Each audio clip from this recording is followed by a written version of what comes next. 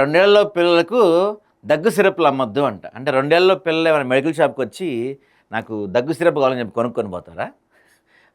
అది ఎట్లా ఉందంటే 18 ఏళ్ళలోపు వాళ్ళకి మందు అమ్మొద్దని చెప్పి రాస్తారు చూసారు. అట్లాగా రెండేళ్లలో పిల్లలకి దగ్గు సిరప్లు అమ్మొద్దని చెప్పారు. ఎవరికి తెలుసు అది రెండేళ్లలో పిల్లలకి వాడుతున్నారో లేదు?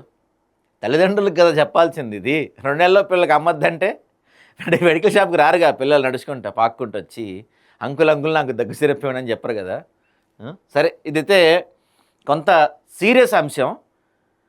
ఈ అంశంలో కూడా ప్రభుత్వం, మెడికల్ అధికారులు, ఈ డిహెచ్ఎంఓలు వీళ్ళ నిర్లక్ష్యం, డ్రగ్ ఇన్స్పెక్టర్ నిర్లక్ష్యమే ఉందండి. అంటే ఈరోజు ఇలాంటి కాఫ్ సిరప్ వాడి ఒక దగ్గర 20 మంది చనిపోతే మన దగ్గర కూడా కొంతమందికి అనారోగ్యం అయితే అప్పుడు వీళ్ళకి కళ్ళు లేచి అరే వీటిని వాడకండి రా భయ్ అని చెప్పారు.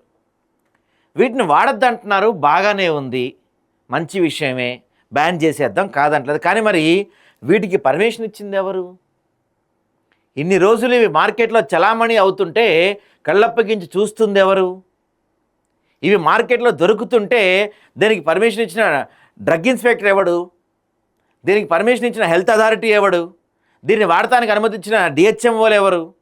డ్రగ్ ఇన్స్పెక్టర్ ఎవరు? దీనికి అసలు ఈ మొత్తానికి లైసెన్స్ ఇచ్చినవాడు ఎవడు? వీళ్ళందరూ వాళ్ళందరిని ఎవరు తీసుకొస్తలేదు, వాళ్ళ గురించి ఎవరు మాట్లాడతలేదు. కాఫ్ సిరప్ వాడద్దు అంటున్నారు, కానీ మరి దీనికి పర్మిషన్ ఇచ్చిన డ్రగ్ ఇన్స్పెక్టర్ ఎవడయ్యా? వాడు ఏడాడు?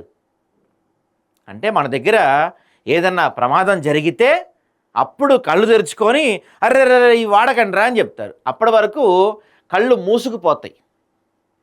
ఇదే మందుని ఎవడిది దీనికి పర్మిషన్ ఇచ్చాడో వాడి పిల్లలు వాళ్ళకు కూడా ఏమన్నా అయ్యి ఉంటే దేవుడి దేవలు ఏం కాకూడదు, పిల్లలకి ఏం కాకూడదు అని కోరుకుందాం మనం.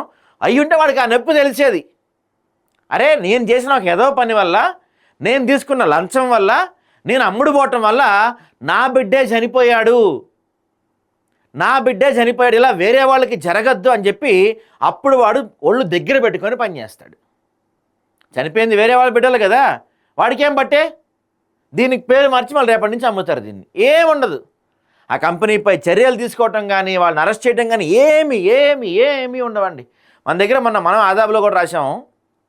కోటి దగ్గర ఎక్కడో, వాటి పేర్లు నాకు కరెక్ట్గా గుర్తులేవు, 2 మెడికల్ షాపుల్లో ఇట్లానే రేపర్ మార్చేసి వాటిని ఏమంటారు, తప్పు మెడిసిన్స్ అమ్ముతున్నారని చెప్పి తెలిసింది. పర్మిషన్ లేని ఔషధాలు అమ్ముతున్నారని తెలిసింది. వాళ్ళపైన చర్యలు తీసుకున్నారా? కల్తీ అమ్ముతున్నారని